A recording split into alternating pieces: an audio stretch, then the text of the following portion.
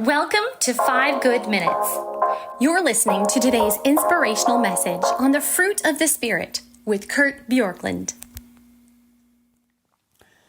Goodness in the Bible is in part this idea of being consistent. We've talked about this, and today I just want to say that one of the aspects of being good, of having goodness as part of the fruit of the Spirit, is a willingness to make commitments and keep commitments. Matthew chapter 5, a well-known Sermon on the Mount, obviously, where Jesus speaks about oaths, and he says, again, you've heard it said to the people long ago, do not break your oath, but fulfill to the Lord the vows you have made. But I tell you, do not swear an oath at all, either by heaven, for it is in God's throne, or by the earth, for it's a footstool, or in Jerusalem, or to a city of the great king. And do not swear by your head, for you cannot make even one hair white or black. All you need to say is simply yes or no. Anything beyond this comes from the evil one. Now, clearly what this is saying is you don't need to enlist some kind of extra thing to say, I'm really telling the truth this time, unlike my normal day-to-day life. So, when you were a kid and you'd be like, I pinky swear, I double pinky swear on this, or something like that, whatever your thing was. It was like, well, I may not be telling the truth normally, but when I pinky swear, I really mean it. Except here, people were taking sacred things and using sacred things to say, look, I'm telling the truth now. But what integrity or goodness is somebody who you don't need that extra assurance from. When they say something, their word is truthful, it is right, and you know it.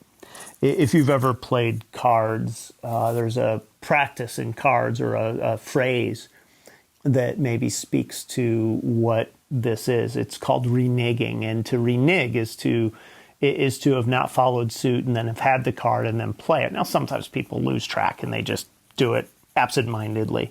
But sometimes it's an attempt to say, if I can sneak this by, then this card will be useful later rather than following suit.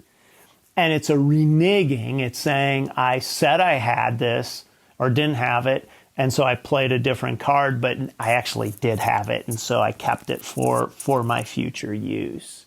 And part of goodness is this idea of saying you don't renege, you don't take back something that you said, even if it's to your detriment, even if it's hard. And we live in a world now that in many ways doesn't like to keep commitments. I've said this at weddings before, but there's a place now that says we rent wedding rings because it doesn't need to be forever. So we're going to rent you a really nice wedding ring so you can try it out. And some couples will say, even maybe based on Matthew 5, I don't want to make a big commitment before God. So my yes is my yes, my no is no. Let's just move in together. But that is not making being good. And I've said this before too, but how many 8-year-old girls say, you know what I really want is I want some guy to say, would you move in and let's try this out for a while?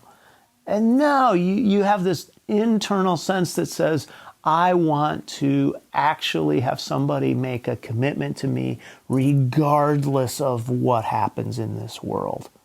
And so integrity, goodness, is saying, I will keep my word. And as you have the Spirit of God at work in you, what happens is you begin to say, I am going to keep my word, not because I'm just this awesome, honest person, but because I would much rather be full of goodness before God than get whatever advantage I think breaking my word has for me in this world. Stephen Carter, who has written, was a former professor, Ivy League professor, about integrity, a book. He says, integrity has an opposite, and it's corruption. It's getting away with things.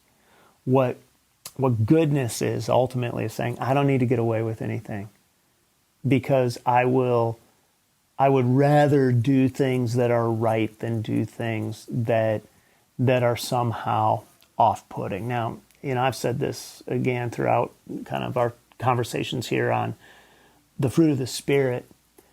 You may be more naturally prone to goodness than somebody else.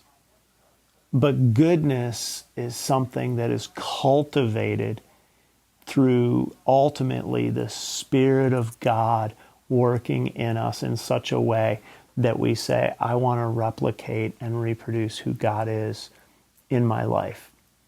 And goodness will show itself in a willingness to say, even if it hurts, I'm going to keep my word. Thanks for joining us here today. There's a lot of great content to explore on Orchard Hill Plus and on the Orchard Hill main feed from the weekend. Have a great day.